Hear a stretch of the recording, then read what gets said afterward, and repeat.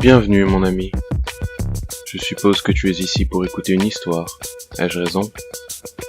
Dans ce cas, mets tes écouteurs ou ton casque et allonge-toi sur ton lit. Confortable, pas vrai? Maintenant, ferme les yeux et écoute bien. Je vais te raconter l'histoire. Une flèche décisive. Le bras tendu, les épaules détendues, il se concentre sur sa cible. Pas de précipitation. Le tir à l'arc est un art délicat. Il se rappelle les paroles de son entraîneur. Il faut que tu ne fasses qu'un avec ton arc.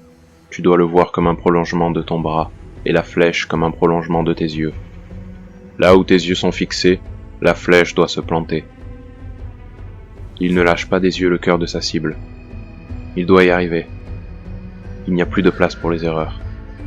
Le jury l'observe avec attention. S'il manquait son tir maintenant, ce pourrait être une véritable catastrophe. Un frisson d'excitation le parcourt et il doit faire preuve d'une grande concentration pour rester parfaitement immobile. Il inspire une dernière fois, bloque sa respiration et lâche. La flèche siffle à travers les nuages. Le temps semble ralentir. Un léger doute l'envahit.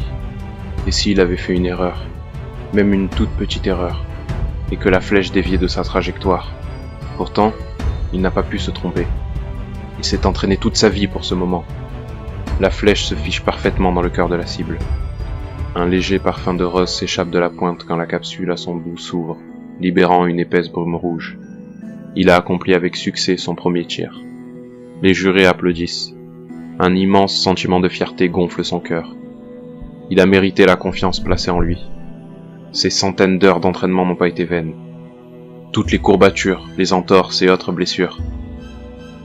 Et aujourd'hui, il a prouvé qu'il était prêt. Le président du jury s'approche de lui, tenant entre ses mains un arc magnifique ainsi qu'un carquois rempli. Un arc et des flèches enchantées. Son arc. Il a réussi son examen final, prouvant ainsi qu'il était prêt à accomplir sa mission. En enchantant sa première victime, Cupidon vient de démontrer qu'il était bien le nouvel ange de l'amour. Et ceci marque la fin de cette histoire. Si tu le souhaites, tu peux aller lire l'histoire originale par toi-même. Le lien est dans la description. J'espère que tu as apprécié ce moment parce que moi oui. Bien, je te dis à bientôt, mon ami.